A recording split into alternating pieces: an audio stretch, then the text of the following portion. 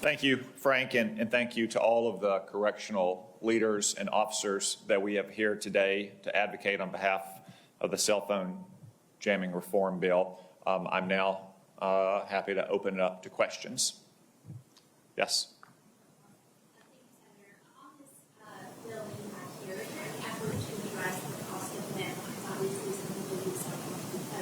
Of the cost of landlines in their homes. And second, on the Signal chat, there are of course new chats published today by the Independent and Forbes that shows that Michael Waltz added the journalistic chat. And if you look online, publicly available information on the defense policy states that any information pertaining to laying out military strikes, timing, people involved in the operation is classified as secret. So Secretary of Defense Pete Hegseth break the law here? On your second question, no. I haven't read the story yet, but my aides have shown me what was apparently released this morning. There was no locations listed there. There were no sources of methods. There's no specific target. Certainly there was nothing called war plans, which was an embellishment and exaggeration by a known left-wing partisan opponent of the president. On your first question about landlines, do you mean landlines inside of prisons? So I'll defer to some of our technical experts here, but the unique problem of cell phones, obviously, is that they're movable, they can be hidden, they can be used, therefore, to target other inmates, correctional officers, or innocent civilians outside, rather than force correctional officers into arduous, almost impossible daily, even hourly routines of searching for cell phones.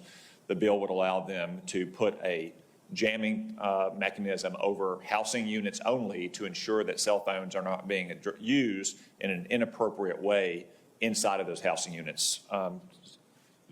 Hey, I'm Brian Sterling. To answer your question, I'm a director of South Carolina Department of Corrections. In South Carolina, a cell phone costs about $7,000 to $8,000. A minute phone call costs 5 cents. You can talk to your family for 85 cents a day for 25 years before you would get to that $7,000 or $8,000 number. So that just doesn't hold water anymore. That argument is just not factual.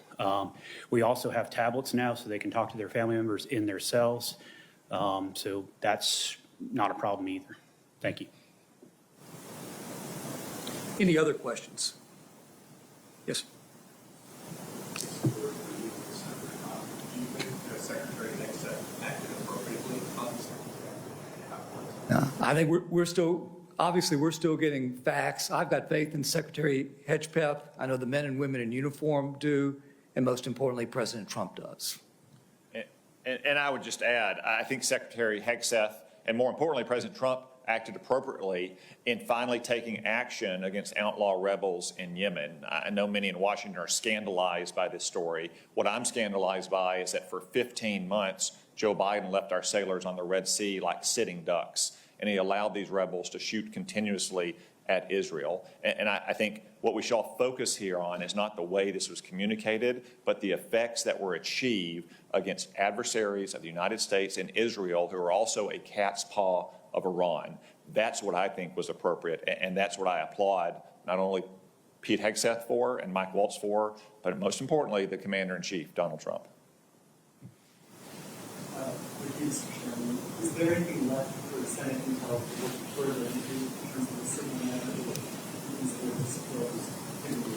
I don't think so. As we discussed yesterday at our hearing, to the extent there was any allegation of classified information here, that was not information that was coming from either Tulsi Gabbard or John Ratcliffe. So as far as I know, it's outside of our jurisdiction. Again, I haven't reviewed every single line that's been posted this morning.